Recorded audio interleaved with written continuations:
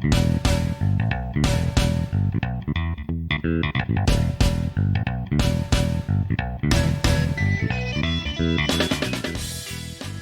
listeners. Welcome back to The Goods, our 24th episode and our third episode in Time Loop Month. How are you doing today, Brian? Pretty good. We're closing in on our quarter centennial, in a sense. That's right. Next episode's going to be 25, so I think we'll be brainstorming some ideas of how to make that significant. Yeah, I have some ideas that should be fun. But for today, episode 24, we are focused on the movie Premature, an indie comedy that came out in 2014. And as I mentioned, we are in the midst of our time loop month. Every movie we're watching in February has a Groundhog Day style time loop in various genres and various styles. Now that we are on our third iteration, Brian, I'm curious, how are you enjoying this theme month? Do you think it's a success? Do you think there are drawbacks? So going into it, I was a little wary that we'd put ourselves in a box like this, but I think it's working out all right. One good thing about having a theme month is that it helps me break out of my mold of just sharing movies I already like. And it's like, to find a movie to meet that set criteria, I need to actually do some research, and it encourages me to see some movies I may not have otherwise come across. It's true. Limitations breed creativity. Yeah. What has your experience been? I've really enjoyed it. I've gotten into it. I mean, I think I mentioned a couple of times that I just really enjoy the structure. I just find it compelling, and I've really enjoyed seeking out time loop movies. I think it gives us a little bit of fun variety in the sense of we have a dedicated structure, dedicated topic, whereas, our first couple dozen episodes, well, not quite a couple dozen because this is the 24th, but our first 20 or so episodes, it was kind of free for all, whatever came to our mind. I think giving us a little bit of structure, it's a fun twist, but I don't know if we'll do it every month. Another question I was going to ask, you probably overdosed on it. Have you sought out any time loop movies other than the 5 we've discussed now? Not yet, but I think you have gone above and beyond the Call of Duty, right? Yeah, I want to do even more. I've seen 2 that we haven't talked about. I saw Source Code, a 2011 thriller starring Jake Gyllenhaal. It's a little bit less of a direct knockoff of Groundhog Day because there's kind of a organization that's kind of controlling it, but it does involve Jake Gyllenhaal reliving the same 8 minutes over and over again, trying to solve a mystery. And that was pretty fun. I enjoyed that.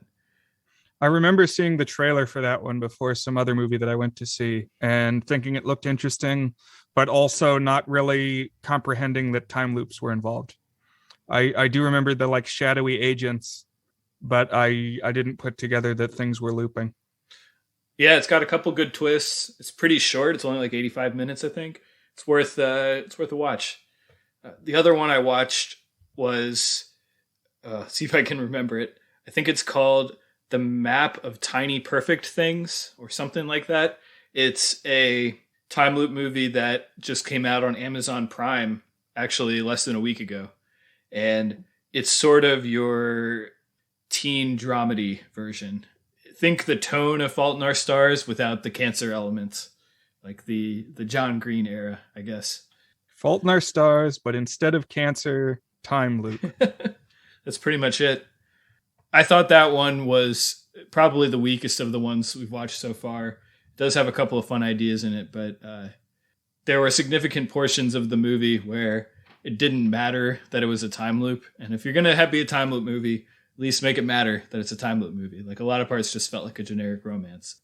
But let's pivot to our time loop question of the week. So one thing we decided to do is each week, other than the first week where we kind of introduced the premise, each week we're asking a open-ended, unrelated to the weekly feature, time loop related question. So here's my question for you, Brian. And this could get a little personal here. If you had to relive one day of your life so far over and over in a time loop, what day would you pick? Okay, so I knew this one was coming eventually, whether it be this week or next week, had to bite the bullet at some point. And there's a couple of thoughts that go into the selection of the day if you would want to get stuck. Like if you had to pick a day to be looping, what do you pick? And I think there's a couple influencing factors. So maybe there was a day that you lived that was really, really good. Like everything about it was great, and you'd just like to have that experience again. But you might want a day where you were just like went a lot of places and interacted with a lot of people, because that could have a lot of potential, side quests that you could do, things that you could pursue that you didn't in the initial run. Or maybe we talked about this a little bit in our last episode. Maybe you want a day where you don't see anybody, and then you have even more freedom to decide what you can do, including you could just sit in your room and like do your research or whatever, if what you want to devote yourself to is researching and building new skills. I'm maybe rambling a little bit at this point, but I wanted to share a short story that I read when I was in elementary school that has really stuck with me. I've talked a little bit with you about this off pod, Dan. There was this short story I read in like an Alfred Hitchcock collection or something, some collection billed as like spooky stories that it wasn't really. But the premise is the protagonist of the story is gifted a stopwatch. I think he sells his soul for this stopwatch. And what it will let him do is stop time at a moment in his life that he chooses. But instead of everything freezing, it'll be like everything just persists in that moment. So he can keep experiencing whatever he's experiencing in that moment forever. Interesting. But as his life goes on, he is always unsure whether the moment that he's currently living would really be the best moment to freeze, because maybe there's something better ahead. And so he goes through his whole life never quite confident enough to press the button, because maybe something better lies ahead. And then the twist ending of the story is that the devil comes to collect because he sold his soul, and he gets put on this train to hell. And so he's flying through the netherworld on his way to hell on this locomotive. And he comes to realize, I'm surrounded by gamblers and prostitutes and all these mischievous sinners. This seems like a fun place to spend some time. And so he stops the watch, and he's always on his way to hell, but never quite gets there, is the end of the story. That's clever. I like that. But I think a little more interesting is the dilemma earlier on, where he's never quite sure if he really wants to stop there. I share that story because I feel like the day that I would choose doesn't break much new ground for the pod. I've talked about it a little bit in our previous time loop episodes, but I think I would probably choose a day that I could use Tokimeki Memorial style, which is just try to do a little bit better interacting with women. I think that fits with a lot of our time loop movies too, like multiple. It's like just choose the dialogue options a little bit better, progress the relationship a little bit more successfully. That's a good point. Yeah, they've all had romantic elements to some extent. That is evocative. I think that's an interesting angle to take on this. Basically, that you would want to have a day where you could improve it and make it the best version of that day, whether for romantic purposes or other purposes. Right. And if it was already a good run, you don't want to risk fucking it up. Right. So that's not how I thought about it. I thought about it in terms of, I don't know how long the loop is going to go on. One thing we've learned from the first two movies that we watched, which were our intro, which was Groundhog Day, and then we focused on Palm Springs, is that it could go on for the equivalent of years and years and years, thousands of repeats of the loop. On the other hand, as with Happy Death Day to You, and as we'll see today in Premature, that's not a guarantee in these time loops. Sometimes maybe it'll go 10 times, you know? So I kind of went on the thought that assuming that I had to live it thousands and thousands of times, what would be a good sandbox almost? Like good opportunities for me to do the things that I would want to do with these large spans of time, but also minimize risking totally screwing up my life, or like having to do unpleasant things every single day, or like, I don't know. I guess what I'm saying is I didn't think about it in terms of either what's a day that made me happiest, because I agree that that's kind of the intuitive response. Like, what was your favorite day? But I don't think that's the day you want to live over and over again, because if it was a perfect day, yeah, it might be perfect again. But even if it is perfect every time, you do that 1,000 times, you lose the magic of it. And also it might end up being less perfect as you relive it. So I didn't go that route. And if I had, I obviously would have thought about like the very special days. There have been a lot for me. My wedding day, birth of each of my kids. There's this day in 2012, a few months after I got married, where I, for the first time ever, finished writing a draft of a novel. And it was like the biggest high that I've ever had, and one of the happiest I've ever been, and like best I've felt about myself. And so that day crossed my mind, but that was a day I had to work really hard to achieve that feeling. So I don't think I would want to try to do that every single day. Similarly, there's no real days where I want to go and try to get it right because I screwed it up. Nothing really came to mind for me for that. So I'm looking at what's a day that's a blank slate with a lot of opportunities. And I came up with two possible answers. And the one that I landed on is I would pick just a generic weekend day in June 2012. So this is where I am not yet married. And it's not at all that I don't want to be married, but that if I am going to have to live the same thing over and over and over again, I wouldn't want to have to screw up the mechanics of my marriage, basically. And I was living at my parents' house. It would be warm because it was June. I kind of have complete freedom to do whatever I want that day. I could watch movies all day. I could read books. I could go out exploring. I could go do crazy things. I was kind of living on my own at that point. And I think that's a good kind of framework for repeating a day. The other thing that came to mind, this is kind of more the side quests potential that you were talking about, is a day in college. And I would probably pick the second semester of my sophomore year of college, a nice good weather day, because there's something about spring at college when people are out and about. There's so many people to meet. There's always things going on, things to do. I just think that would be a fun, wide variety of things to relive through over and over again, people to meet, new things to experience, etc. So either one of those. I landed on the blank slate day as opposed to the side quests day, but that was kind of my thought process. Nice. I will say I've definitely been impressed by your ability to finish NaNoWriMo multiple times. I've always been tempted and never really even made a serious attempt. I'd be interested in reading your writing. Thank you. Yeah. Brief tangent on that since I brought it up and you brought it up. I think I've won, they call it winning NaNoWriMo, which is basically, do you get to 50,000 words in 1 month? That's National Novel Writing Month for those of you listeners who are not familiar with NaNoWriMo. The idea is you try to write a complete novel, or at least 50,000 words towards a novel in 1 month.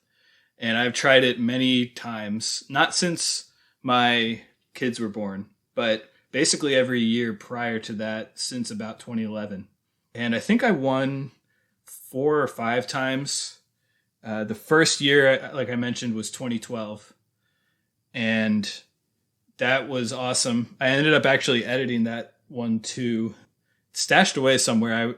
I reread part of it once, and I think if I were ever to do anything with it at this point, it would be a drastic rewrite.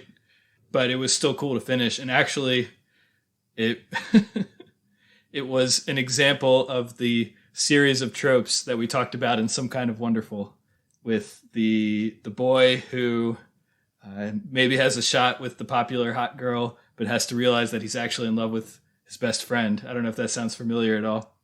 It does. It rings a bell. I also had a couple other ones that I really liked. I wrote one in epistolary format, so it was like this guy and this girl were writing back and forth, and their adventures eventually converged.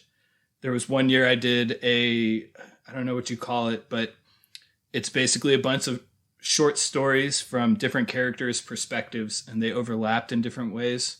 That one I had to outline pretty extensively for, and that was fun because I got to mess around with different twist endings for each of the short stories. As I've mentioned in the past, I consider myself a twist ending junkie.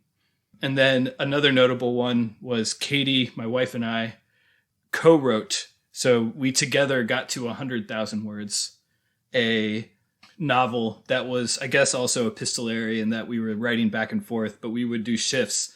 She would write in the morning and I would write in the afternoon, and we would just react to what the other was doing.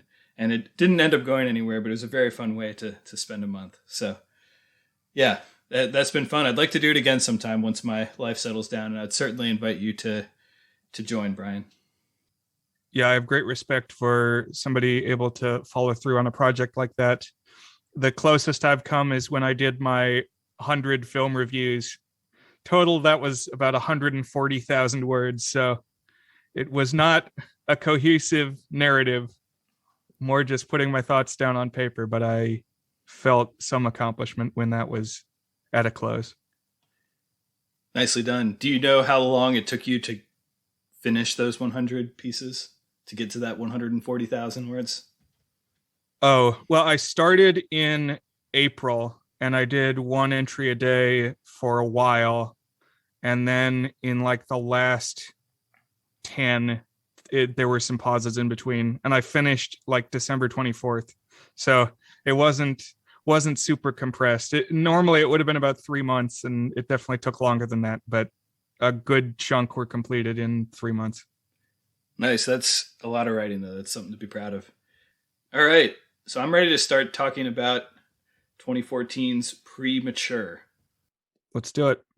So this movie was directed by Dan Beers, who has not really done much else of note. He's helped out in a lot of movies and a lot of TV shows, but this is really his one feature-length directorial effort. I'm not convinced that isn't your pen name. Dan, what do I like? Beers. Yeah. Do love me a good beer. I like that idea that this is just... I ghost directed an indie comedy back in 2014. Yeah, by the way, crazy to think that 2014 is already coming up on 7 years ago. Yeah, it's wild. I occasionally have these moments where I think of some event and how long ago it was, and it just kind of blows my mind. Like, the song I'm on a Boat is more than a decade old. How could that possibly be? That song is still my jam. It's not I'm starting to feel like an old person. Like, that would be played on classic rock these days. Yeah, I mean, I was thinking about that with like the party rock anthem last year. I'm pretty sure when everybody was dealing with LMFAO was like 2010, and that was 10 whole years ago. The U.S. Office came out in, I want to say 2004 or 2005. So we're only a couple years away from 2 decades from that. Wow. That was the first show that came out live that I obsessively followed as a young adult. I mean, I guess The Simpsons maybe when I was a kid, but yeah. Yeah, man, those milestones. It's just gonna keep happening too. As They Might Be Giants said in one of their novelty songs, "You're older than you've ever been, and now you're even older, and now you're older still." I don't know if you've heard that one. I don't think so, but I do enjoy a good They Might Be Giants track. So this movie stars John Carna as Rob Crabbe. And there's a whole ensemble of side characters around him. We have Craig Roberts as his best friend Stanley. Katie Findlay as his good friend Gabrielle. I think the biggest name in terms of cast is Alan Tudyk. Is that how you say it? I believe so. Alan Tudyk as Jack Roth, and he plays a college admissions interviewer. I'm always happy to see Alan Tudyk. What's your connection to Tudyk? Where do you know him from? So the first movie that I saw him in, at least that I noticed, was a British film called Death at a Funeral, where he plays a guy who has accompanied his girlfriend to, I think it's her father or her grandfather's funeral. And he's got to make, I think it's the grandfather's funeral, and he's got to make a good impression on her father. But to calm him down, she gives him these pills, and there's like a mix-up. So she gives him what's basically LSD. It's like a drug invented for the purposes of the plot, but it just makes him really, really loopy. And so he's supposed to be buttoned down, and he's acting crazy. So what I think Alan Tudyk excels at is like comedic improv, which we certainly get some of that here. Exactly. We'll get to it, but I think he's quite good in this too. For a while, Alan Tudyk has had an ongoing role as sort of the new John Ratzenberger over at Disney. They stick him somewhere in all their main studio animated releases. Oh, really? I didn't know that. He's their totem. So I think it started with Wreck-It Ralph, where he plays the villain King Candy. And then he's in Frozen as the Duke of Wesselton, who they make fun of calling him Weaselton. Ah. Then what was the next one? Big Hero 6? Was that 2014 or was that later? I'm not sure. But he's in Big Hero 6 as kind of the red herring villain, the guy you think is the bad guy before they reveal that it's somebody else. Then he's in Zootopia as a weasel named Weaselton. Oh, yeah. I remember seeing that. That was a throwback to the Frozen character. And so they just kind of slip him in somewhere in all the main Disney animated releases these days. So I mentioned this as we were signing off last episode. We have the explicit tag marked on our podcast just because it allows our conversation to be a little more free-flowing. And we can curse or hit on topics that are maybe a little bit on the edge of what would be acceptable with all audiences. We're going to have to do some of that in this movie because it definitely goes there a couple of times. So I don't know. I think this is probably the raunchiest movie we've watched so far, Brian. Yes, I would agree. It earns the explicit tag, at least in terms of subject matter. So this movie opens with a dream sequence as Rob, the main character, is in the midst of having sex with a woman, and the camera cuts around and we see that this woman has 3 breasts.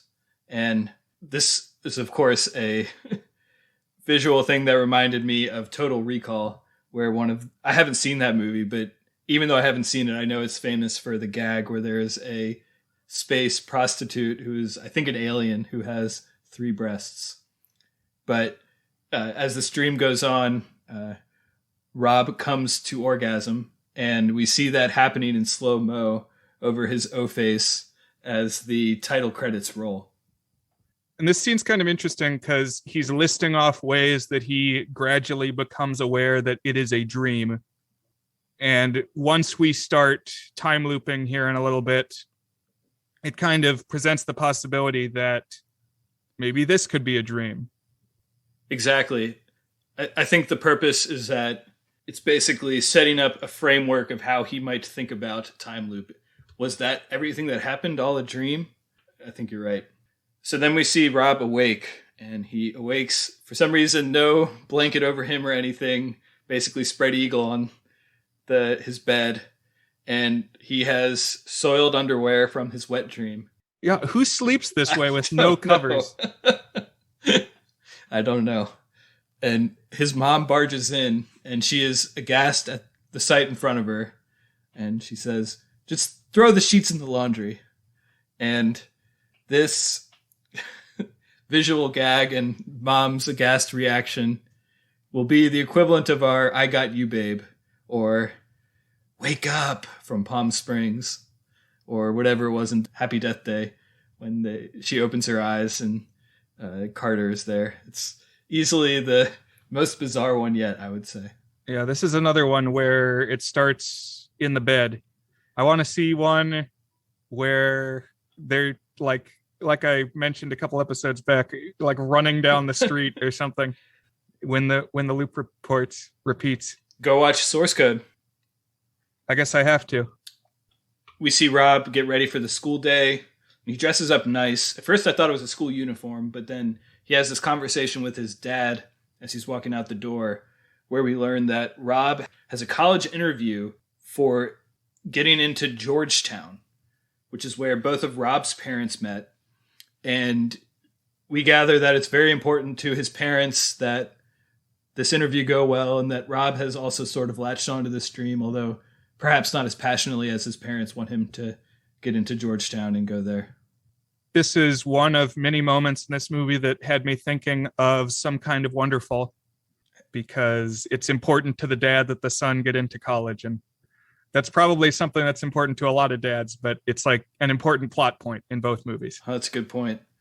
I guess I've seen enough senior year comedies where I don't really think twice about the conflict of the parents' dream versus the kid's dream. But right. But as other things happen in this movie, I think you'll agree that the parallels with Some Kind of Wonderful present themselves. Definitely agree on that. Yeah. Also give a moment of appreciation for the Georgetown shout outs. For about the past year, I've been working over at Georgetown, running the live stream camera at their sporting events. And it's a pretty good gig. They have private school money. Nice. Yeah. You were rooting for him to get into Georgetown here, I guess. I was. Yeah. It seems like a nice place. I didn't go there personally, but they've been good to me. I've known some people who went to Georgetown, and they all seemed nice. So Rob gets out the door, and he hops on his bike and rides to school. And on the way, he meets up with his friend Stanley, who has a sort of friends with benefits thing going on with one of the hot girls at the school named Lisa. The exact geometric mechanics of this were not clear to me, because it seemed like it was his house because Rob went there, but also Lisa is getting picked up by her friends there. So I don't know exactly where this was supposed to be, but that's okay. The important thing is he meets up with his friend Stanley. I'd like to know more about how the whole thing came about too, but yes, that's what's going on. This is one plot thread. I'll get to this in the things I wish could have been different about this movie, the not so good things, where there are some promising plot threads or characters that don't really end up getting due attention. Like this whole thing that Stanley has with Lisa is just kind of thrown out there and never really explored, except for one other scene.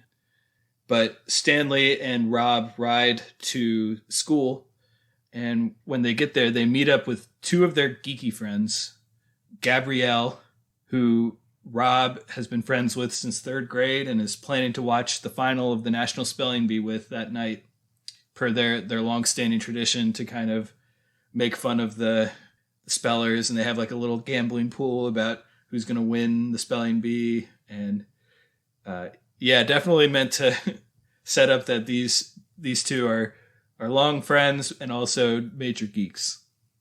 I was wondering, did you buy Rob as a geek?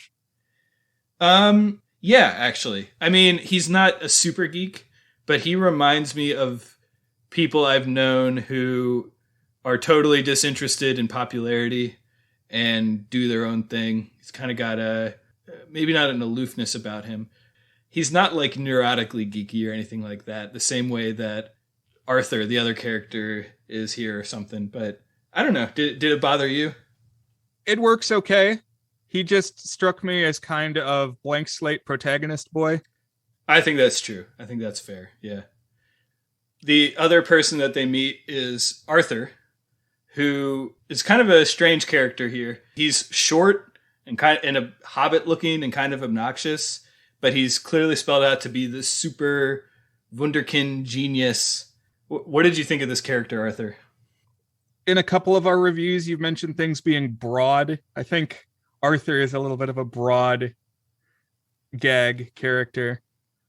He reminded me a little bit of like Bowlby on Jimmy Neutron or Rolf in Ed, Edd and Eddy. Okay, yeah.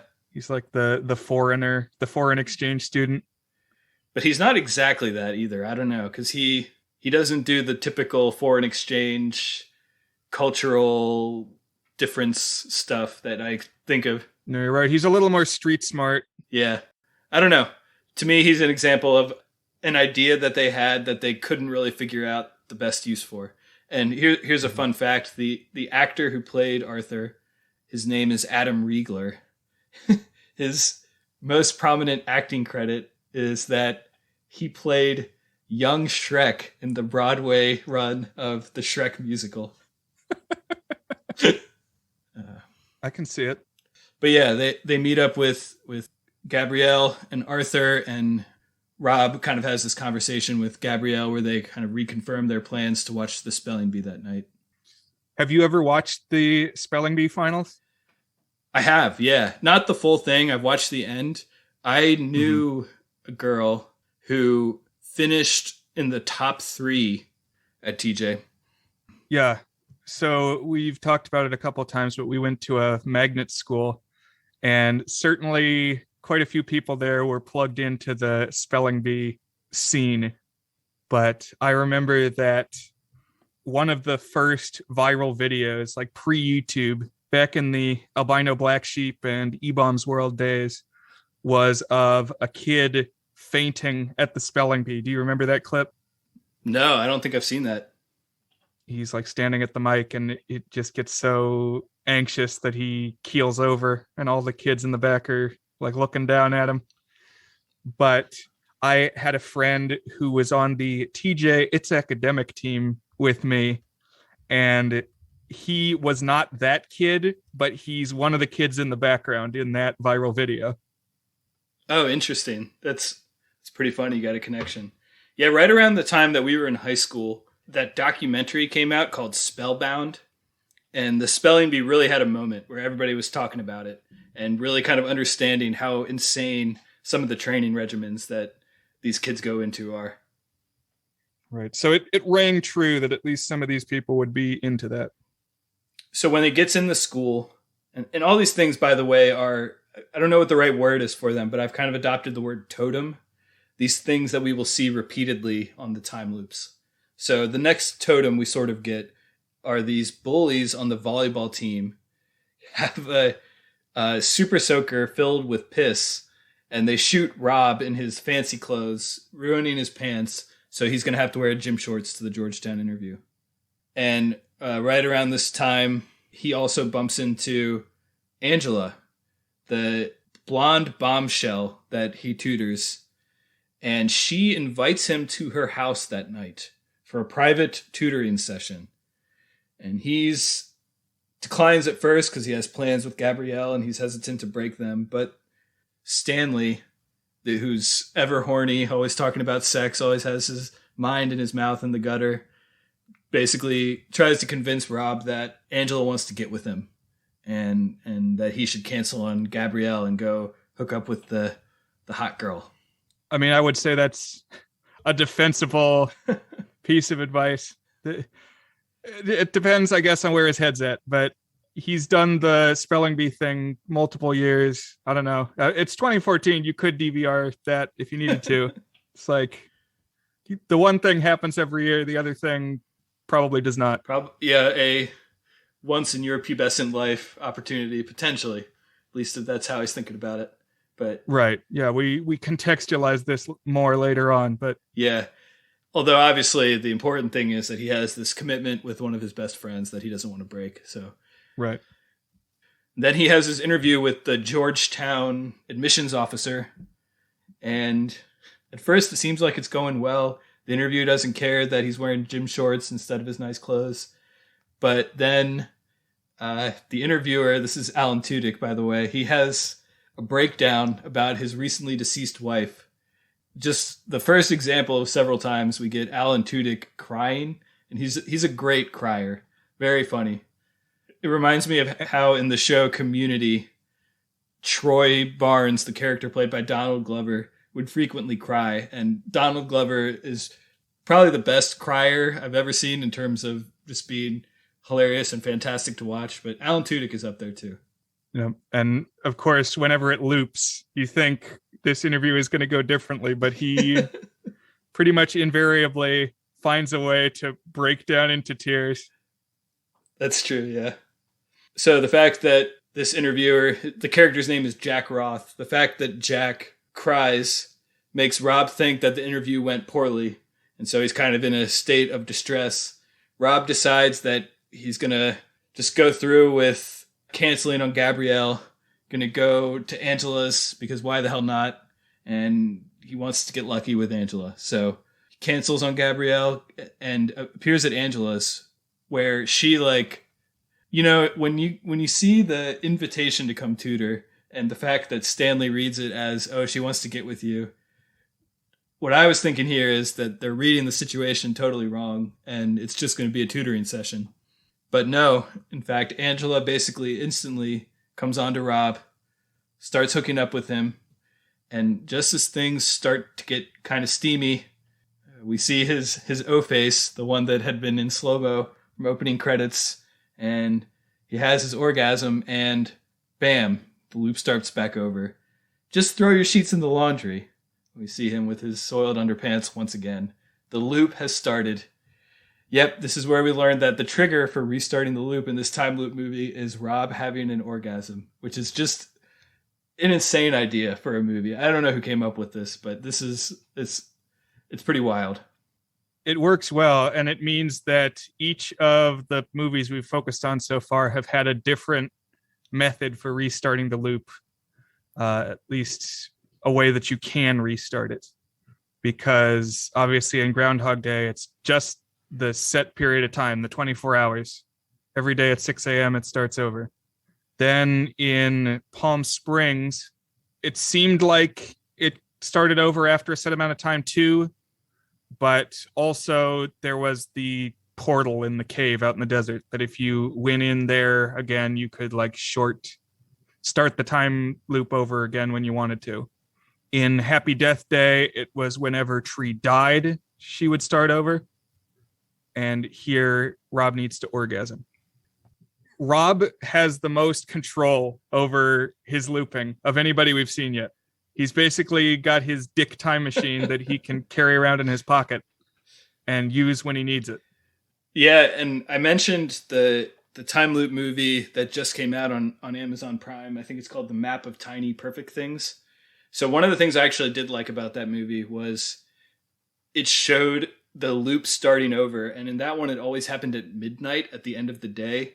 And one of the things that the looper does is he basically counts down until just mere seconds before, not even mere seconds, like less than a second before it would be midnight. And he jumps off of like a really, like a top of a building or something like that. We see like this kind of weird dilated time thing and it sucks him back to his bed right at the stroke of midnight. And so he knows that he can push his limits right then. It's a clever thing. We didn't ever see anything quite like that in any of the other ones. So it's fun seeing all these different triggers and all these different time loop movies. Yeah. I felt like as in Happy Death Day, Rob could have done more here to test his parameters.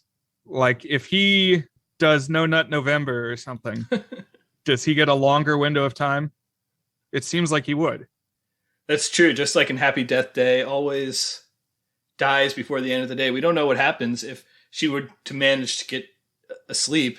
Similarly, he doesn't have to go to Angela's or Gabrielle's. He could just stay in his room and fall asleep, you know? Yeah. Where is the timeline where he becomes a monk?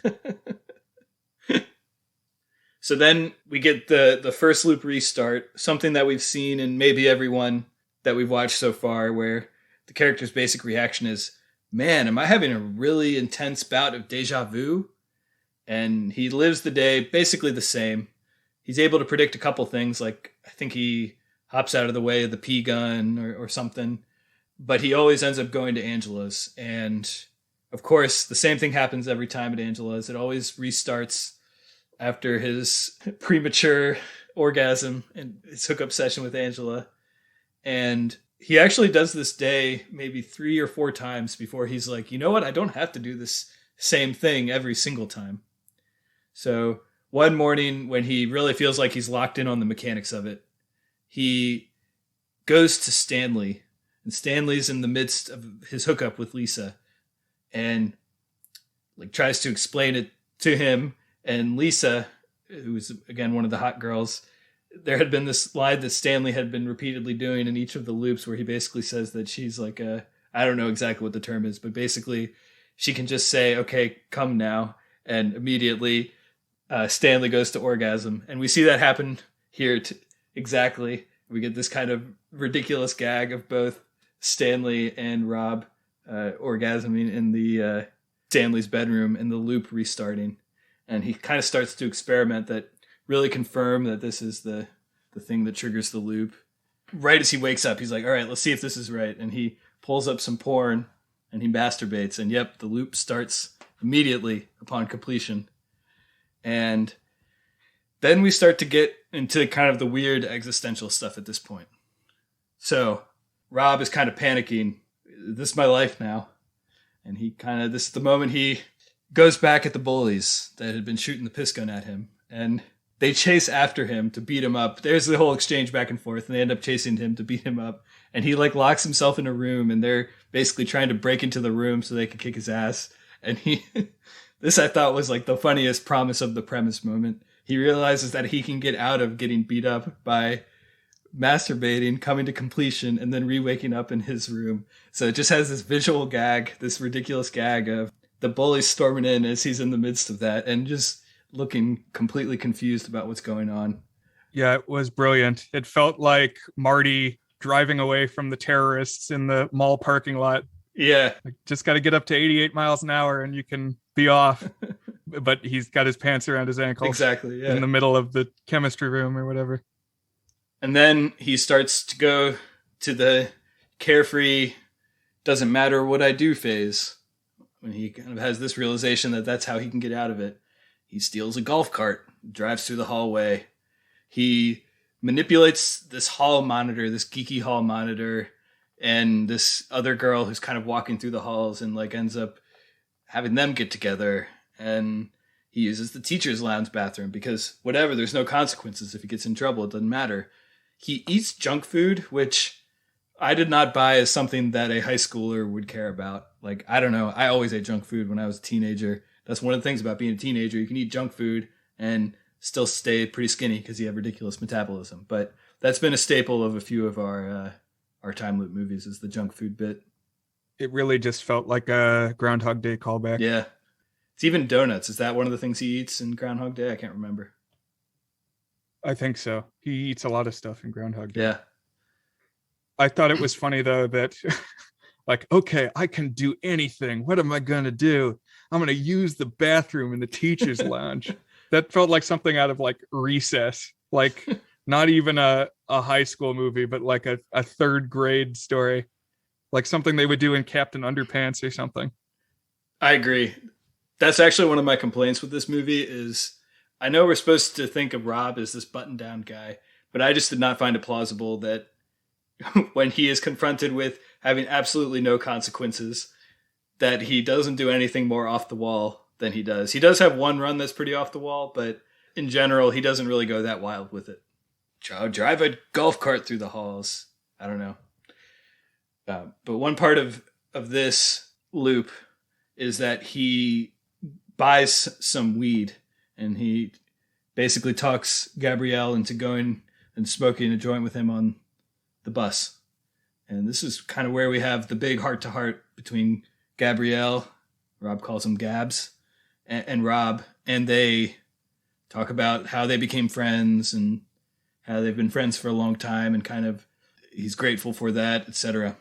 I actually thought that was a nice moment where you kind of actually got to see this connection between them and actually buy it, I suppose.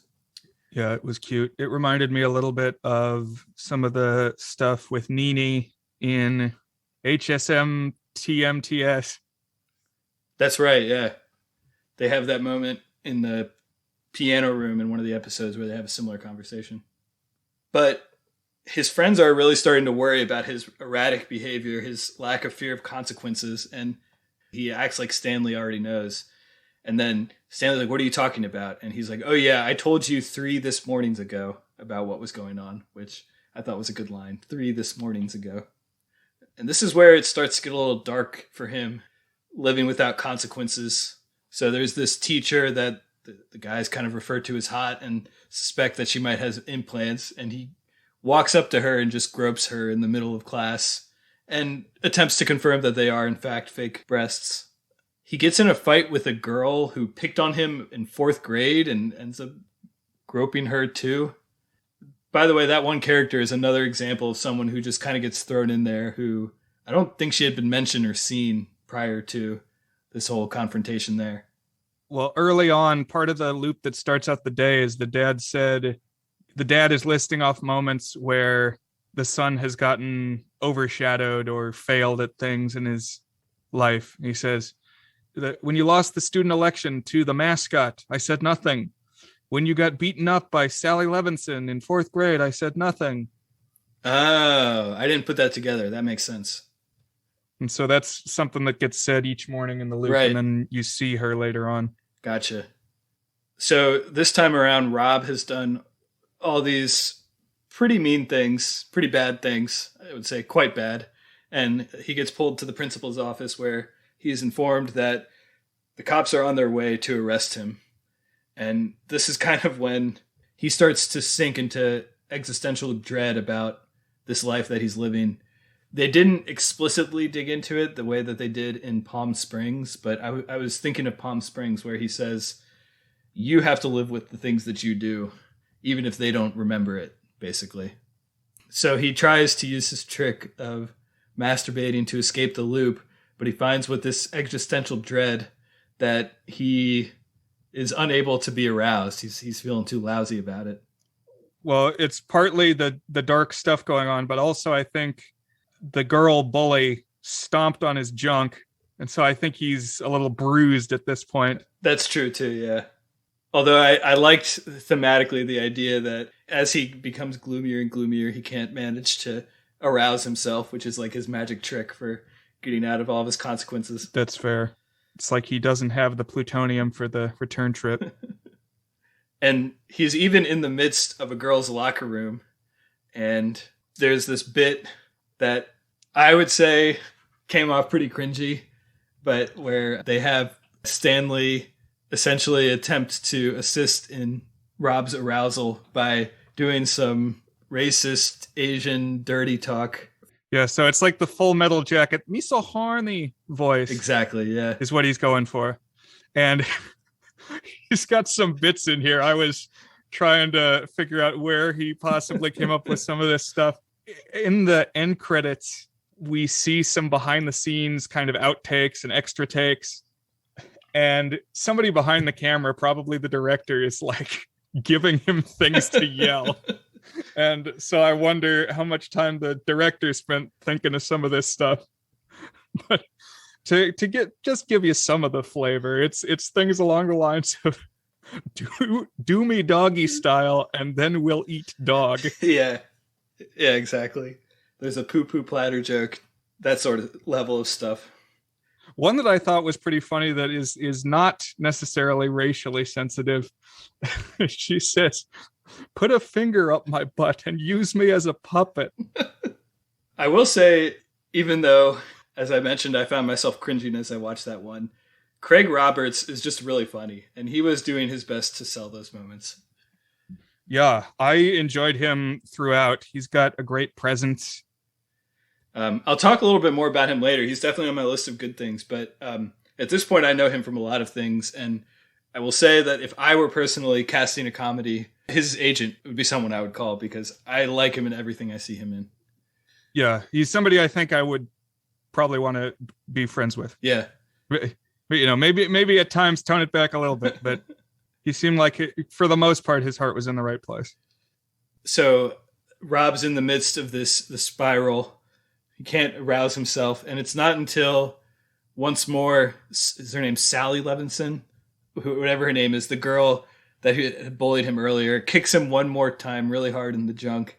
And he finally comes to, and that's enough. And that's a reference to a line that Stanley had made in each of these loops about a YouTube video of a MMA fighter who gets kicked so hard that he orgasms in the groin.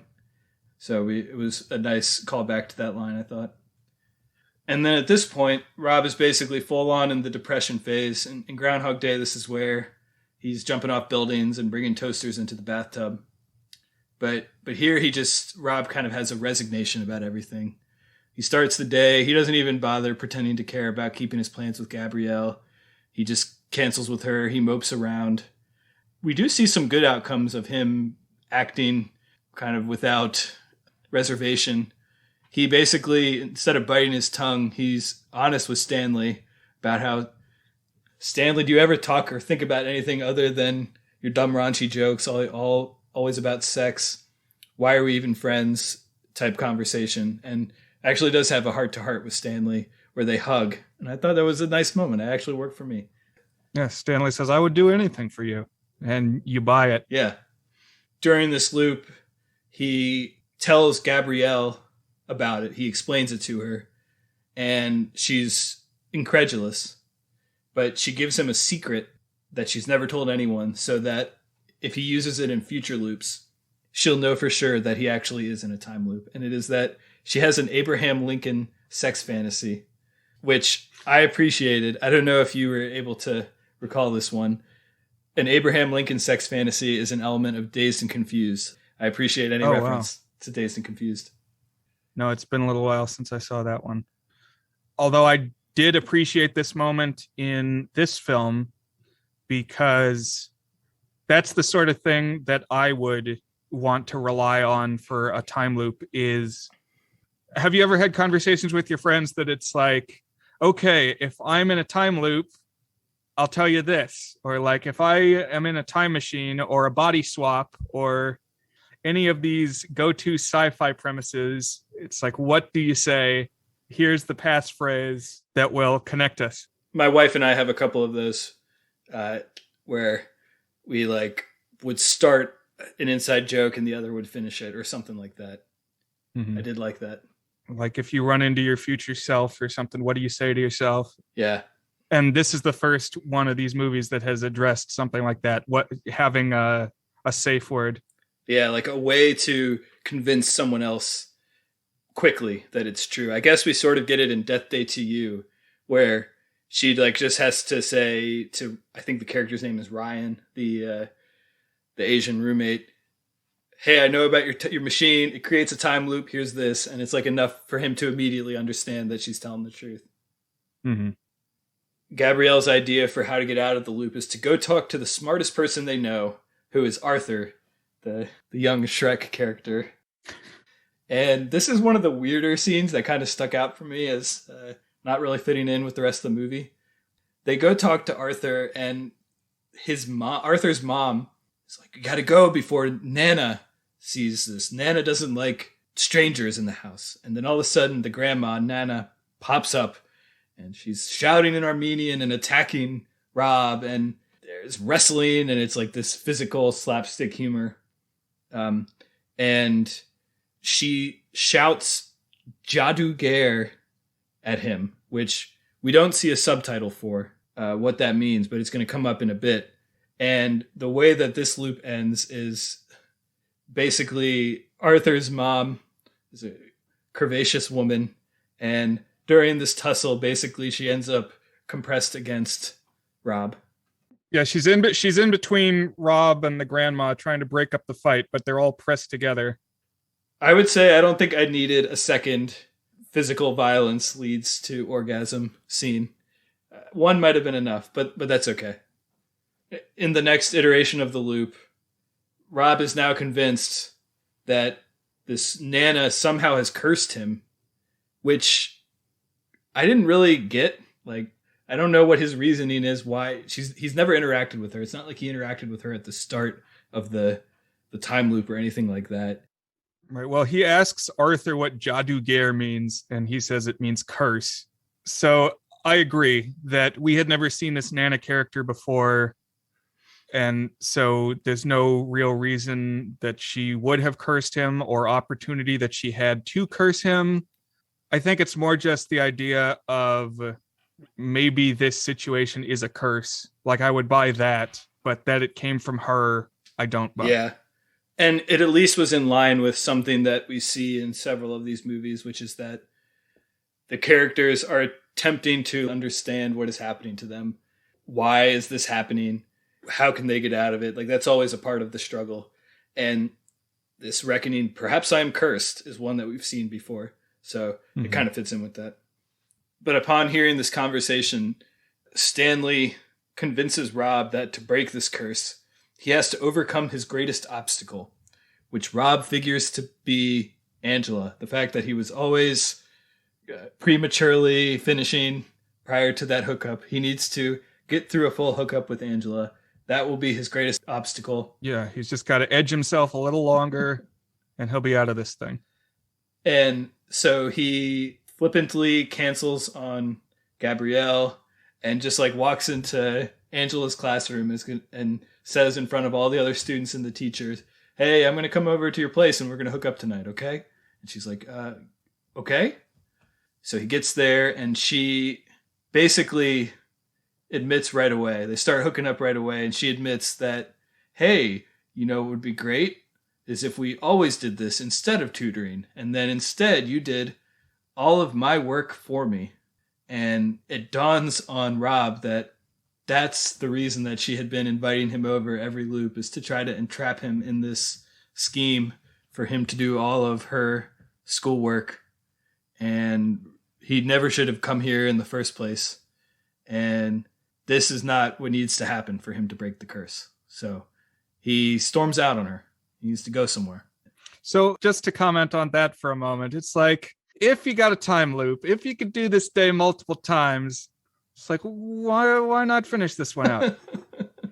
You know, sure, it's shallow, and you've said in past episodes transactional, this setup, but I mean, you should just go. I guess this is his first time, they say, but I don't know. I think if you've got a time loop, just kind of suss out the possibilities for a little bit longer.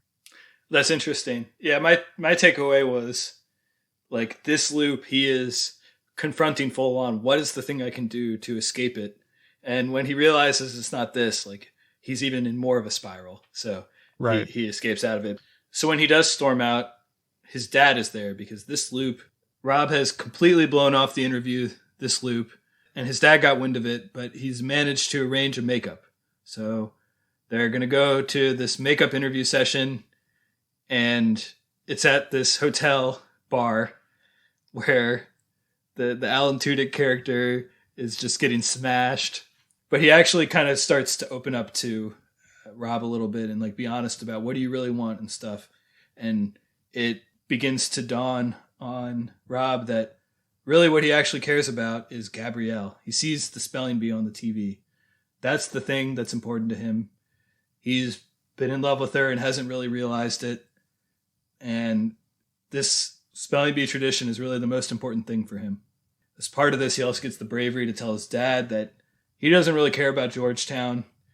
Going there is not really his dream. He just wants to go to a good school, which, you know, we see him as a good student, so he probably will.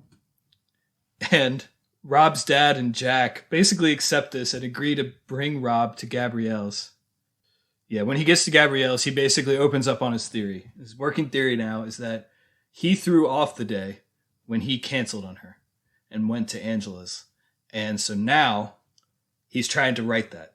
So the way that he'll do that is he'll come watch the spelling bee with her. But she is, at this point, understandably pretty pissed at him.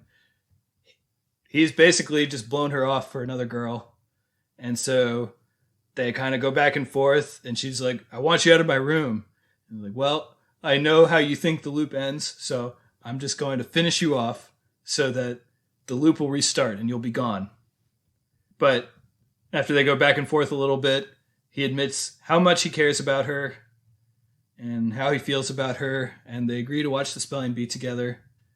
By the way, this whole time, Rob's dad and the Georgetown interviewer, Jack, are still standing outside. I don't know why. So you may have mixed feelings about this, but I thought Alan Tudyk standing there outside the window was really, really funny. I was laughing hard at this. Just how invested he suddenly is that this is going to be his night now, is helping Rob fulfill his destiny with this girl for some reason. Yeah, it was pretty funny, but I did think it undercut the sense of romance and connection and the love epiphany that was occurring there. But to your point, it's pretty funny. I can see that. It reminded me of like in Superbad when they're the cops who just want McLovin to think that they're cool. So like, hey, we'll let you take pot shots at our cop car. Yeah. I just watched that movie less than a week ago. It's so funny. And the bit where they arrest McLovin to like make him look like a badass. Yeah. There's lots of that stuff. Just any time that a kind of off the rails adult character decides that what's important right now is this random kid makes me laugh.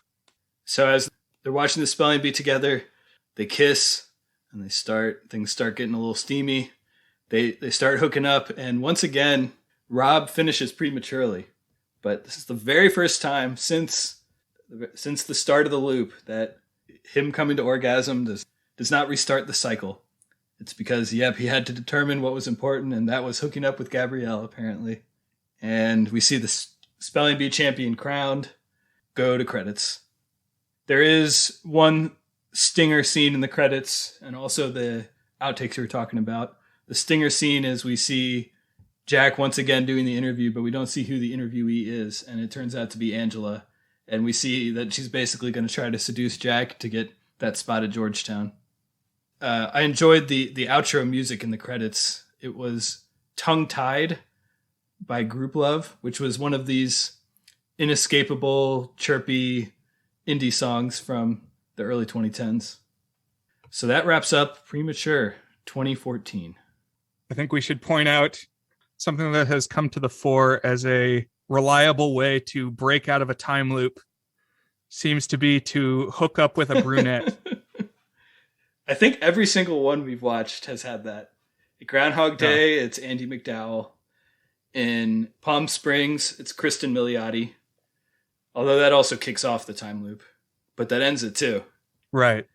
And Happy Death Day, Tree gets together with Carter.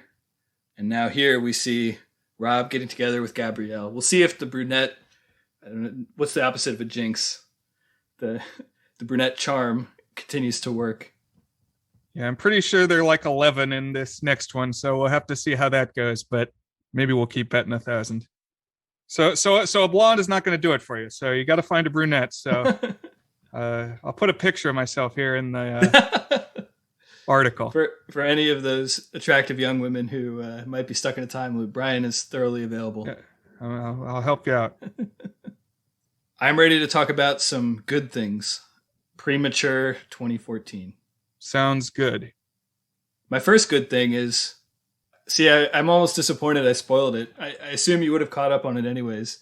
Did you realize that this was the exact set of tropes that we spent quite a bit of time talking about in the Some Kind of Wonderful episode? I did put that together. So I did not know that before I watched the movie. I thought I had seen every single version of it. Let me remind listeners of what this series of tropes is that I have a weird obsession with seeing every single example of. So there is a guy and a girl who are platonic good friends, and the guy gets a shot with some other girl, usually like a popular girl, attractive bombshell girl of your dreams type girl. And through the course of that, ends up realizing that he has romantic feelings for the best friend all along. So it's not Susie Crabgrass you want to go after, it's Mose. And it's not Betty Quinlan, it's Cindy Vortex. What is that latter one? I don't know that one. It's Jimmy Neutron, which I bring up a lot. It was one of the first shows I watched on cable. I was already probably a little outside the demographic, but I like it. People say it's a Dexter's Lab knockoff. I don't care. Where is that on your small screen 66? I got to check. I think it's in the middle somewhere. Gotcha. Like 30 something. I do feel like that one comes up a lot. You've mentioned that in several episodes. So So Ned's Declassified is, to me, the canonical example, but Some Kind of Wonderful was too. There's a couple other movies that I might pitch down the line that have that as an element. And one of the things that I defined in the Some Kind of Wonderful episode is in terms of how well I evaluate whether that series of tropes was executed well, that story structure, is I have 3 questions. So the first question is there good chemistry between the protagonist and the best friend, but also some plausibility that it is not romantic between them at the start of the story? And how'd you think it went in this one? I would give it a check mark in this one. I think it did that pretty well. I think you can buy that they're just kind of buddies. They have that chemistry. I chalk that mostly up to John Carna. He's got pretty easygoing chemistry with everyone here. I did buy it. What about you? Yeah, I agree. That's what I felt. The second question is, do we buy that the protagonist would be head over heels lusting for this other girl? In this case, it's Angela. And I'm going to, again, give this a check on that one. Yes, I buy this. She was a fine young woman. And it's not necessarily just about the attractiveness, but about the way that she carries herself. Yeah. And it comes together like you can kind of buy that for some reason she is interested in him. It's the possibility that it is genuine and not having strings attached seems like it's there. Agreed, yeah. The last one is the love epiphany believable? Do we buy that going through this, he could all of a sudden realize that he has romantic feelings for his best friend? And I actually think this is where the time loop really shines on this one, because in a time loop, you really have the opportunity to look at the basic tenets of your life and seeing them in repeat over and over again, really think critically about them. And I actually bought this one too. I thought that worked pretty well here. I could see him coming to this realization that that's what was important. That's what he actually cared about. I bought the epiphany here much more than in Some Kind of Wonderful. Agreed. That was one weakness that we agreed on for Some Kind of Wonderful. I'm with you there for sure. So I would say, honestly, as that type of story goes, this one did it pretty well. I was pretty pleased as a connoisseur of that. I don't know how this one slipped through the cracks for me. I thought I had seen them all, but I guess I haven't. I guess I got to check out Jimmy Neutron too. I would recommend it. It is maybe not essential, but I like it. And my brother does too. Another good thing. I mean, I just really had a sense of giddiness watching this movie. Just the premise.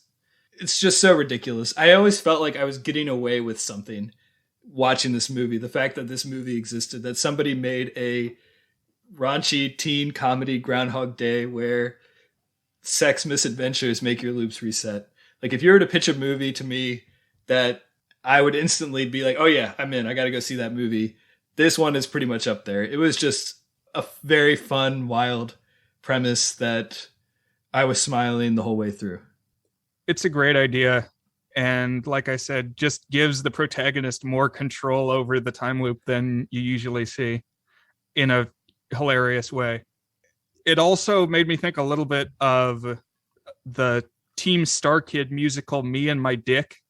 I know you've watched through that one, Dan. I have, yeah, I like that one. That one is fun. Just in the sense of a premise that is very raunchy and seems like it might be off-putting, but in some ways actually ends up being kind of charming. Agreed. And to that point, it isn't just the premise, but there's some audacity with how frank it is about it.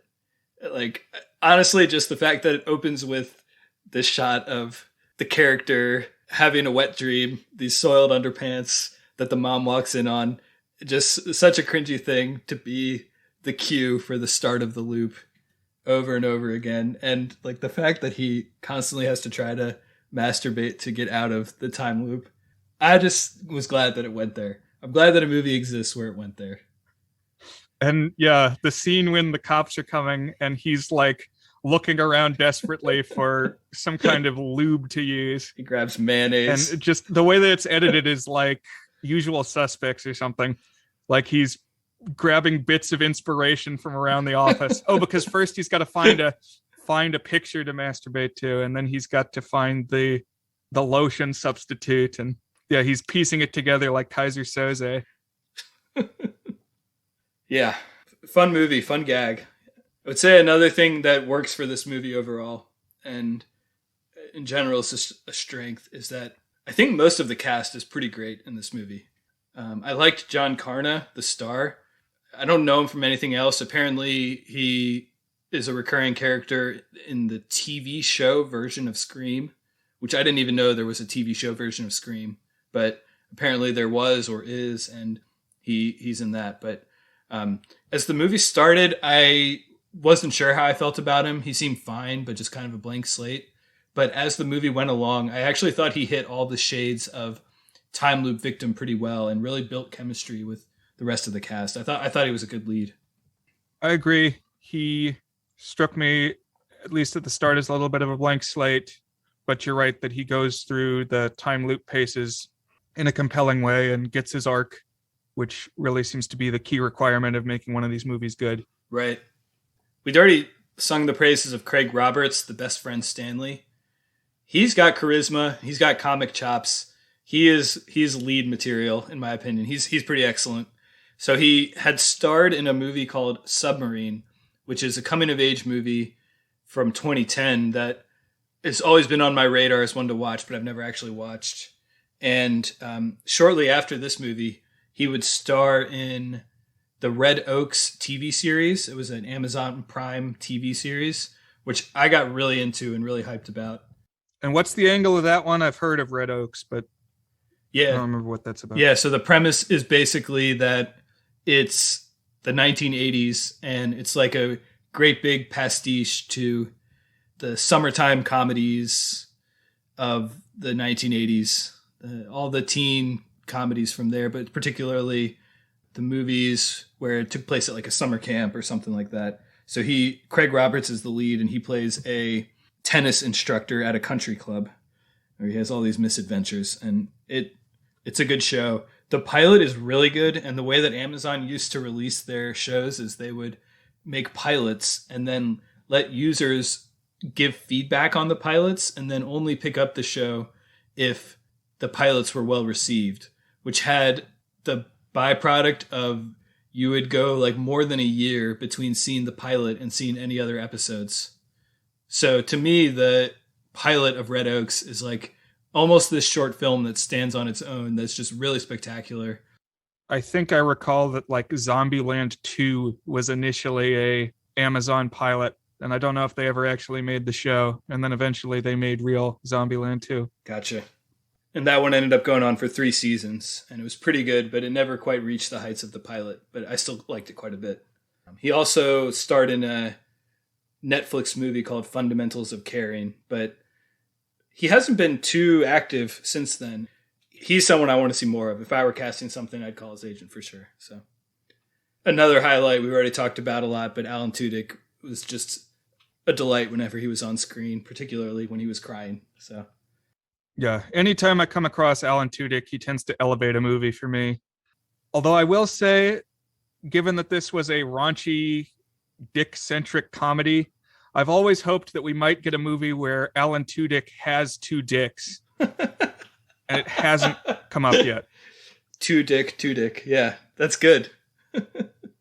And I think something that worked well in this movie, I got the sense that there was improv at work.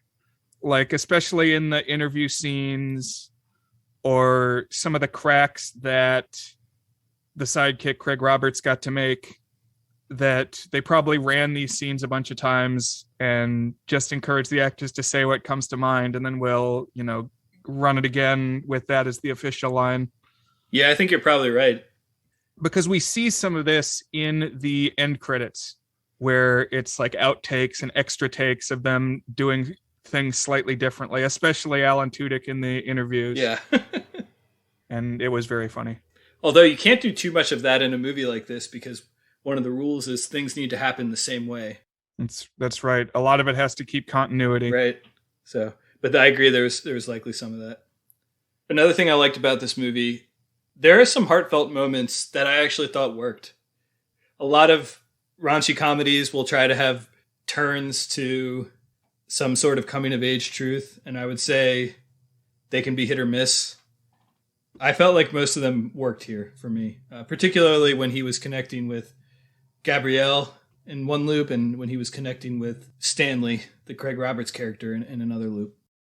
And to the point of kind of character development, I liked that we got to hit all of the sort of Groundhog Day phases of emotional extremes, although briefly and often in bizarre circumstances. But you have the freedom at the lack of consequences. You have the dread that this is my life now. You have the, oh, weird, am I experiencing deja vu? You have the, I don't know, just all of the learning truths about yourself, trying things out. It was all there in bits and pieces. I got the sense, though, that kind of like in Happy Death Day, there are fewer reps to this loop than in some other time loop movies. Yeah, I definitely agree. This does not seem like a 10,000 year run. Right. I think that's part of the reason that these are kind of brief. I think we see every single one, so we could probably count it. It's in the realm of 10, I think. The last thing I wanted to say that was a strength for this movie, I laughed really hard a bunch of times. I did feel that some of the raunch was kind of forced and didn't make me laugh as much, but there were lots of moments and lines where I laughed. I mentioned Alan Tudyk crying. I liked when they were joking about the spelling bee and his weird clothes and stuff. There was good cast chemistry. This didn't need to be as raunchy as it was and could have been just as charming, in my opinion. Although I don't know how you do this premise without making it as raunchy as it is, so maybe not. Right. I was not as put off by the raunchiness in this one as in Step Brothers, because I felt like it kind of relied on that. When you've got a dick time machine, certain ground is expected to be covered. I think that's fair. But I think you're right that it's got a heart separate from that. Right.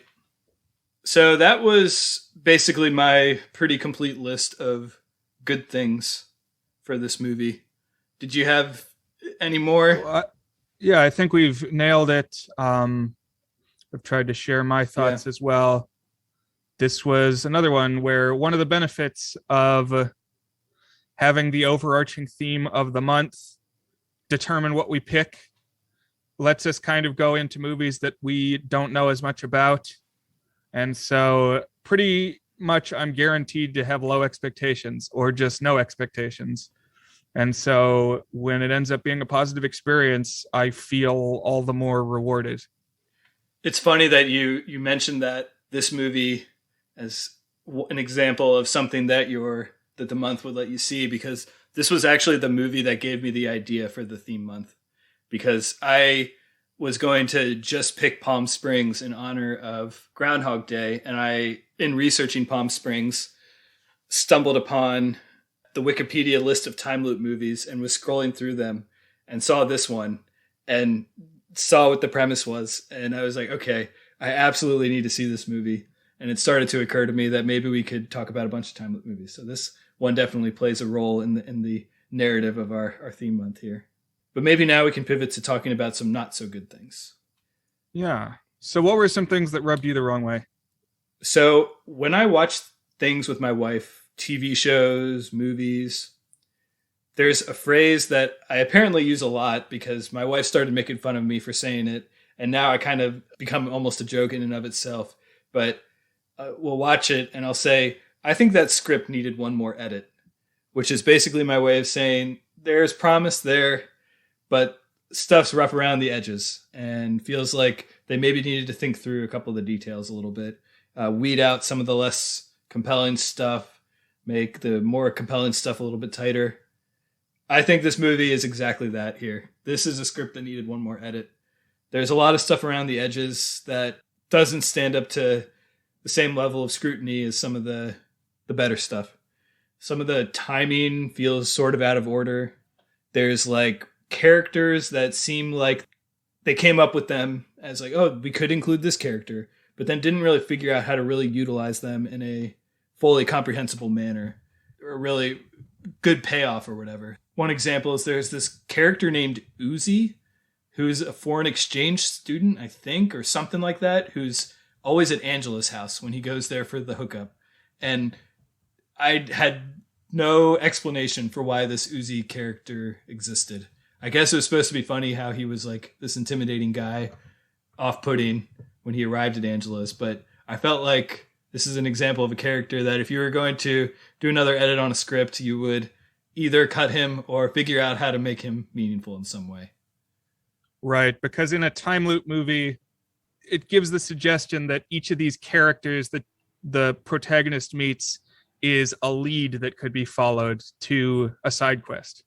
And that in the perfect rep of the day or in a quirky rep of the day, perhaps the protagonist will follow this character to a conclusion of some kind of arc for them.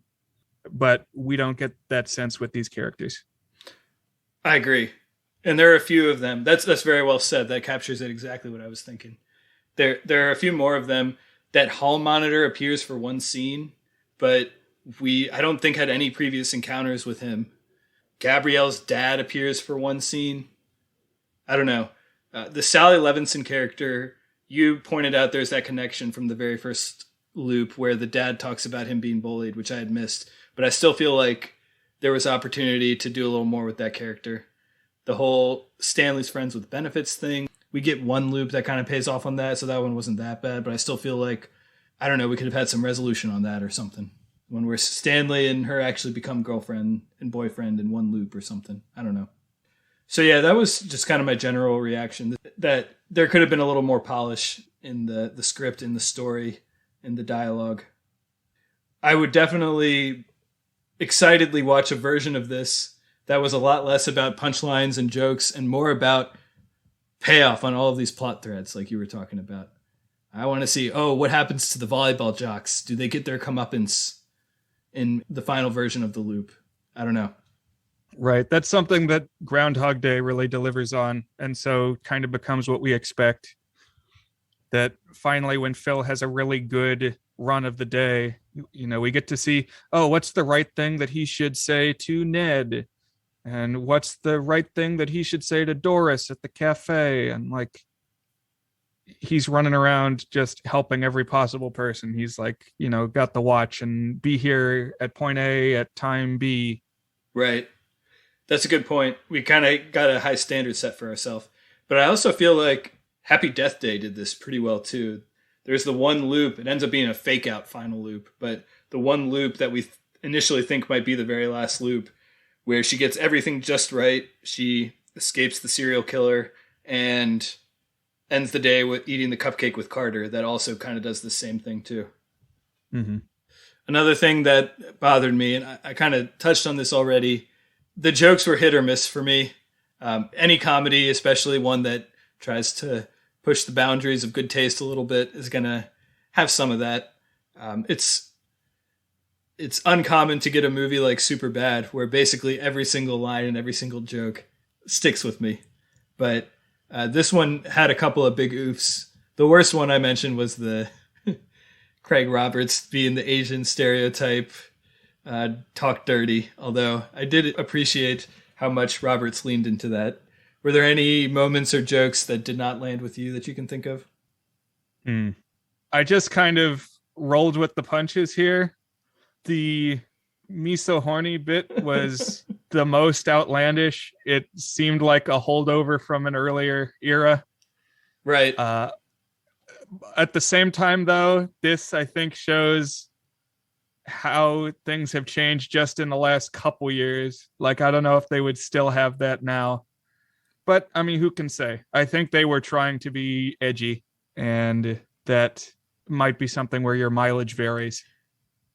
I agree. Yeah, that is an element of any comedy, is, as you said, roll with the punches. I saw this movie twice, and if you see a comedy twice, jokes can grate on you a little bit, has been my experience rewatching comedies. But oh man, that should be the next layer of our time loop movie, is we have to loop the movie X number of times. Have you ever listened to the podcast? I think it's called The Worst Idea in the History of Ever or something like that. No. So, man, this would be right up your alley. It's these group of, I think they're Australian, but it's this group of guys. I've only listened to 1 or 2 episodes where they pick a bad movie. And usually it's not a so bad it's good movie. It's just a bad movie. And they watch the movie every week for a year and talk about it every week. So they have seasons, and I think each season is 52 episodes.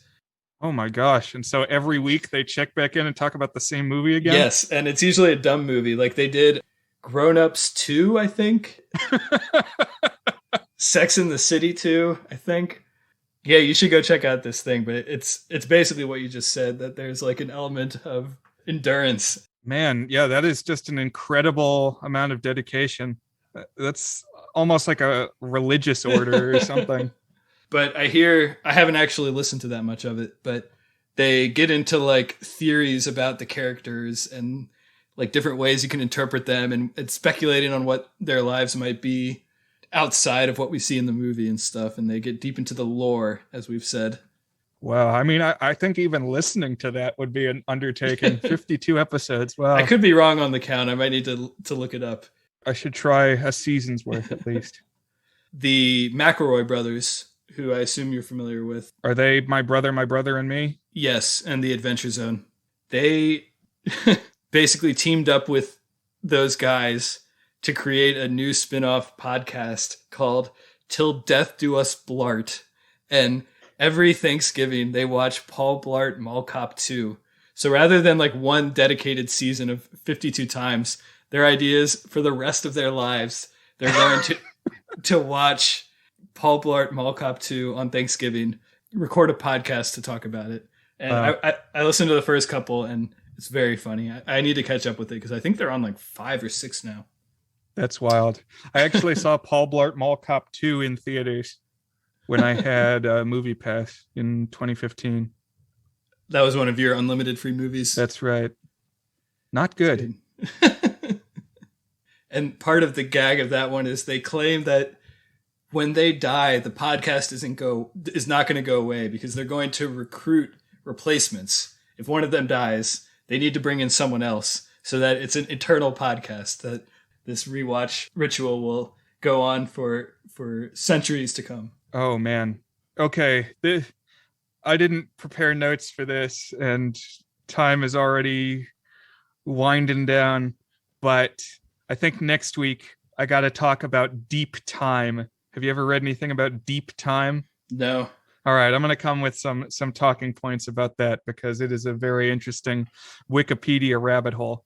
It's basically projects that are intended to take a super long time. Oh, I know at least one of them.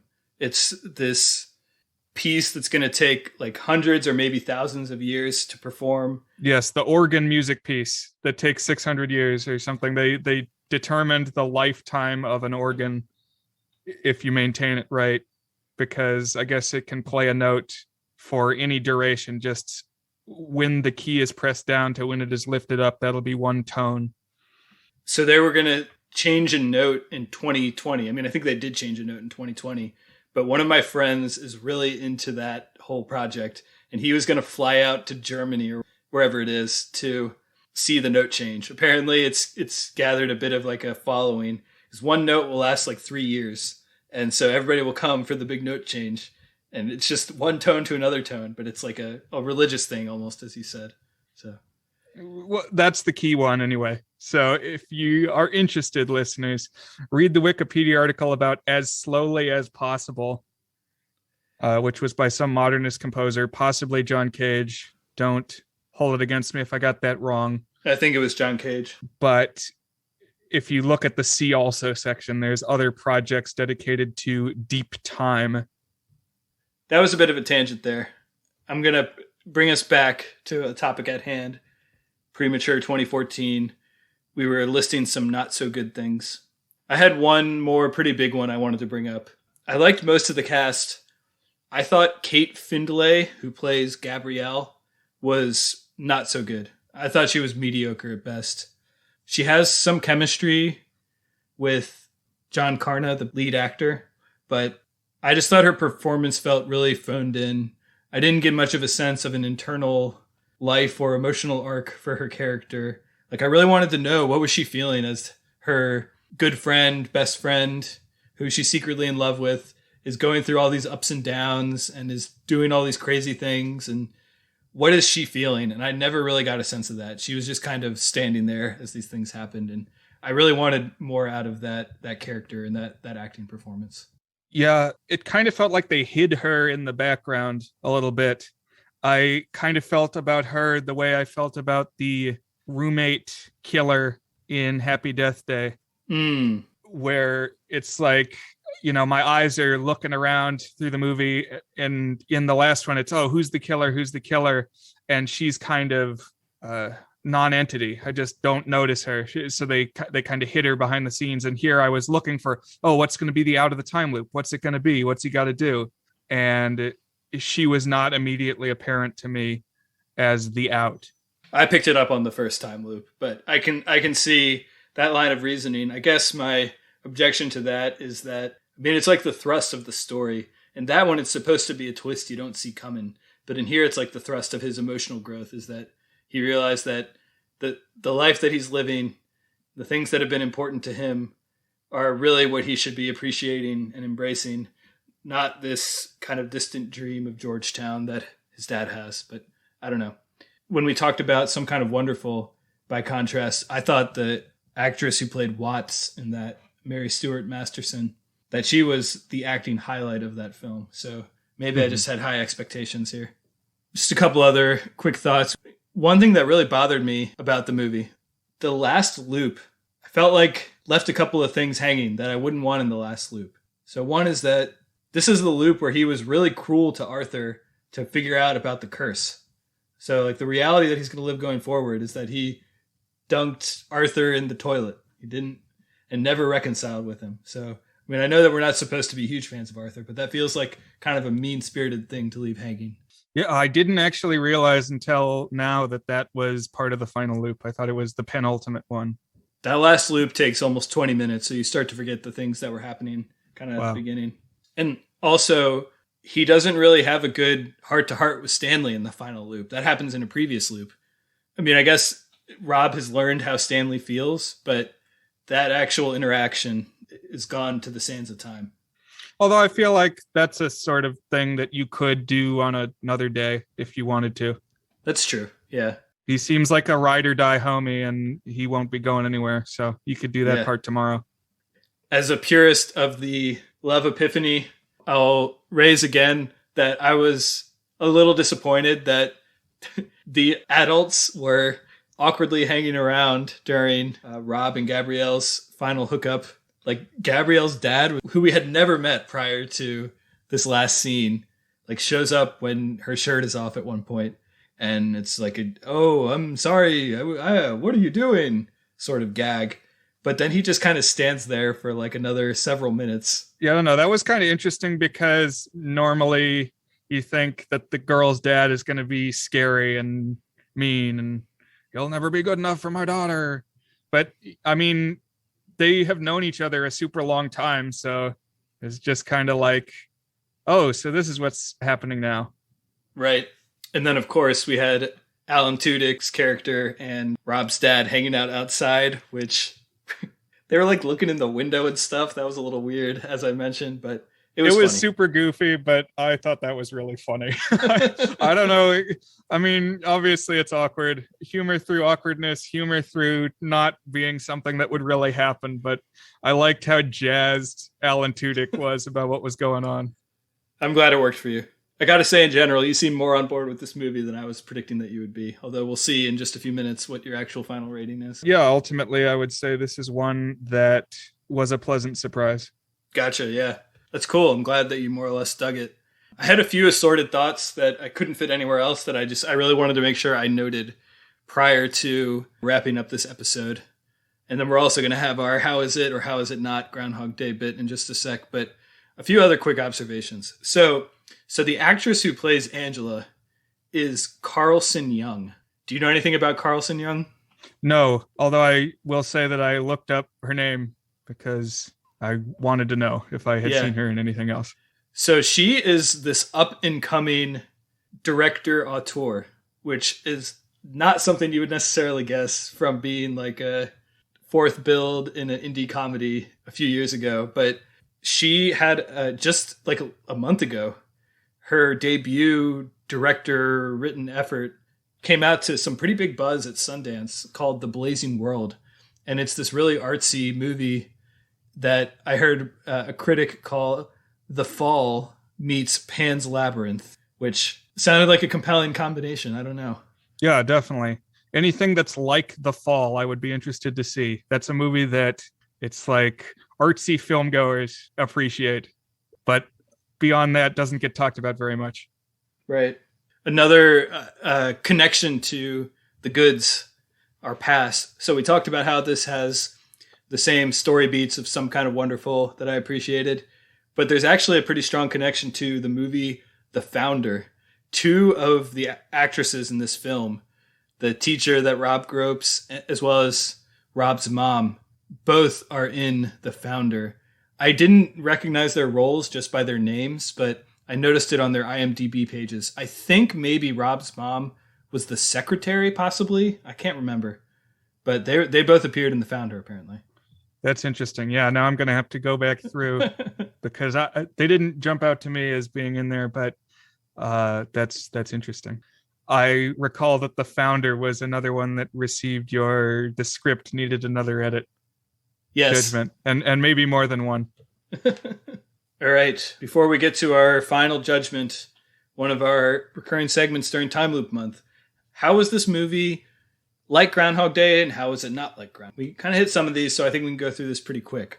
But it's kind of nice to see them all grouped together here. Yeah, so like Groundhog Day, the loop starts over with the protagonist in bed. That's been a recurring theme throughout all of the Time Loop movies that we've seen so far. Right, we haven't quite broken free of that yet. Also, as we've touched on, the protagonist goes through a string of worldviews and ways of feeling about their situation in the time loop. There's a stage where they appreciate that there's no consequences and they live a hedonistic lifestyle. And there's a stage where they're super depressed and cynical. And there's an early stage where they're just bored with the repetition and going crazy because of that. Another one that we've already brought up, the brunette charm, the key to escape. It's been in all of them, including Groundhog Day, including this one. Yeah. So when I did catch on to that Gabrielle was the right way to go, it was partly because of that theme as well as the parallels with Some Kind of Wonderful. With whatever we watch next, I'm definitely going to be looking for that. So I'll be ready. A couple things that are different, as with some of the movies we watched more recently, especially the Happy Death Days, it seemed like the loop didn't last as long in terms of how many repetitions the character went through. Yeah, we distinctly see all of them. And obviously the ability to jerk off and restart everything gave the character a lot more agency than we've seen previously. The dick time machine. Did you have anything else you wanted to point out in terms of similarities or differences? Yeah, actually, I was looking at the Groundhog Day rules that I outlined in the Palm Springs episode. I came up with 5 Groundhog Day time loop rules. And this movie pretty much nails them, I gotta say. Upon a trigger, the character returns to a previous moment, unchanged except for memories. Check. The cause and end of the loop are more or less unknown to the characters. Check. We don't really know what causes this. And it's not clear to him until the end what it's going to be that ends it. 3, everything happens the same each loop except for what the character changes. We definitely see that. The character in the loop runs the gamut of emotional and philosophical extremes. Well, we already talked about, definitely does that. And the time loop ends directly or indirectly upon completion of an arc of growth for the character. I mean, that arc may be getting together with girl, but there's a little more to it than that. And certainly the loop comes to an end when that arc has been reached. So I would say this hits the Groundhog Day rules pretty squarely. It works as a chapter in the Groundhog verse. I like that, the Groundhog verse. So I think that brings us to our signature section. Is it good? Brian, is Premature 2014 good? So I've found that a lot of these movies are landing in the 5 and 6 range for me, the good and very good. It leaves me wanting a movie that I will end up hating. I think we need something that it would just be terrible. Yeah, I guess correct the curve a little bit, because I enjoyed this one quite a bit. I think this one is going to land at a 6 for me. Actually, a very good. I thought it was well done, delivers, as we've said many times, on the promise of the premise. It felt comically rewarding the first time we realized that what was going to be the engine of the time loop here was the orgasms. You know, especially coming off the one where it was somebody dying, you know, death was the trigger. Here it's the little death, as I believe I've heard is a French term for an orgasm. But yes, it was funny. Actors were well cast. Got a surprise appearance by Alan Tudyk there. This one is riding high in my estimation. 6. You were vibing. That's something you've said a few times when you've liked a movie. So where did it fall for you, Dan? So for me, this is the epitome of a movie where the is it good scale is very difficult, because I have to grapple with my very subjective biases versus the actual craft of the film. Because if it were some other genre, some other set of tropes, if it wasn't a time loop movie, if it wasn't a best friends fall in love movie, I think I would have been a lot more critical of some of the things that I pointed out of the quote unquote, the script needs one more edit elements of this, because those are the kind of things that can really bother me. That said, as I mentioned earlier, if you were to try to come up with a movie that you could pitch to me that would instantly get me to watch it, a goofy teen comedy that's pretty raunchy but has heart and is a time loop and the best friends fall in love, that would basically be immediately there for me. So I guess where I'm going with this is I'm going to give this movie as high a rating as I can in good conscience, knowing that I have some serious objectivity issues on this film. Then another example of this for me was Everybody Wants Some, 3rd episode. I also had to grapple with how high could I comfortably, in good conscience, give that film. For this one, interestingly, it's the same place that you landed. I'm going to give this movie a very good, because I had an absolute blast watching it. I think it's got plenty of flaws, but I just had a blast watching it, and I love the premise. And I would say, if you like the pitch, watch it. If you don't like the pitch, you're probably not going to like the movie. But if you like the pitch, everything I just said, then I think you will have a very good time, because I absolutely had a very good time watching this movie.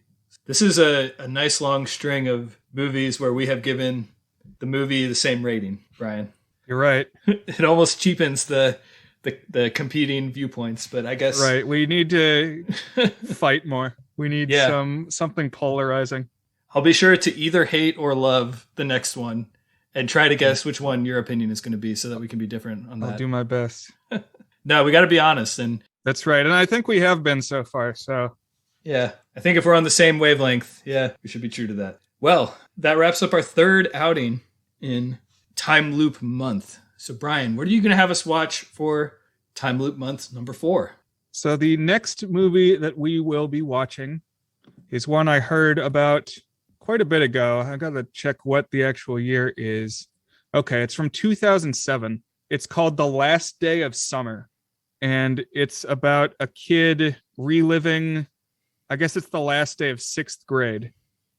It says last day. I thought it was the last day of middle school. I guess it's the last day before middle school. Right. I would imagine it's the last day of summer, not of school, given the title. You're probably right. That would make sense, but I guess we'll have to watch. Okay, and it was a Nickelodeon movie. So it's not a DCOM, but it's close. It was a TV movie made by Nickelodeon. Gotcha. So an NCOM? Yeah, I suppose so. A NICOM. Broadcast originally July 20th, 2007. So I remember seeing the ads for it, but I did not watch it at the time. I've never heard of this one, but I will certainly watch it, and we'll be talking about it next week. I wonder how many people have a copy of this movie. If this will be one that maybe goes over the audience's head. Yeah, we had to do some hunting. Well, I mean, nothing wrong with us bringing some movies to your attention that you might not come across otherwise. I think that's a service that we can provide. Agreed. Cool. Well, I'll look forward to it. I hope you have enjoyed yourself, Brian. Perhaps not quite as much as Rob enjoyed himself at Gabrielle's at the end of this movie. Oh, you don't know what I'm doing on the other side of this microphone, Dan. That's everybody can be glad that podcasts are audio only because I've just been jerking up a storm. Well, thanks for that image as we wrap up this episode. As always, it was a pleasure, and I will see you next week. Yep, talk to you soon. Hope you join us again here on The Goods.